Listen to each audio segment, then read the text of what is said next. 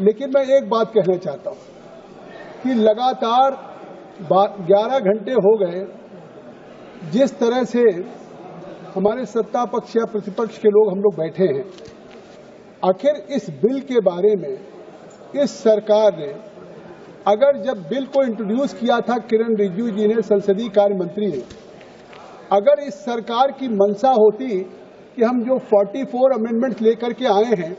उसी बिल को as it is pass कराना है, तो निश्चित तौर से लोकसभा में भी बहुमत है, राज्यसभा में भी बहुमत है, सीधे उस बिल को हम पास करा सकते थे। लेकिन इसके बावजूद संसदीय कार्य मंत्री जी जब बिल को इंट्रोड्यूस कर रहे थे, खड़े होकर के उन्होंने कहा पूरे देश के सामने कि हम इस बिल को पास करा सकते हैं, लेकिन हम चाहते हैं कि इस बिल को ज्वाइंट पार्लियामेंट्री कमेटी को स्पीकर साहब आप रेफर कर दें, जिससे देश के सभी स्टेक होल्डर्स के साथ, सभी राज्य के ऑफिशियल्स के साथ, या हमारे सिया सुन्नी वक्फ बोर्ड हो, इस्लामिक स्कॉलर हो, या हमारे बार एसोसिएशन हो, या फॉर्मर जजेज हो, इस्लामिक स्कॉलर्स हो, सभी के साथ हो। और मैं समझता हूं कि ज्वाइंट पार्लियामेंट्री कमेटी को रेफर किया गया और शायद इतिहास में किसी, हमारे सभी सदस्य माननीय स्टैंडिंग कमेटी के मेंबर होते हैं, एक महीने में ज्यादा से ज्यादा 2 बैठकें होती है,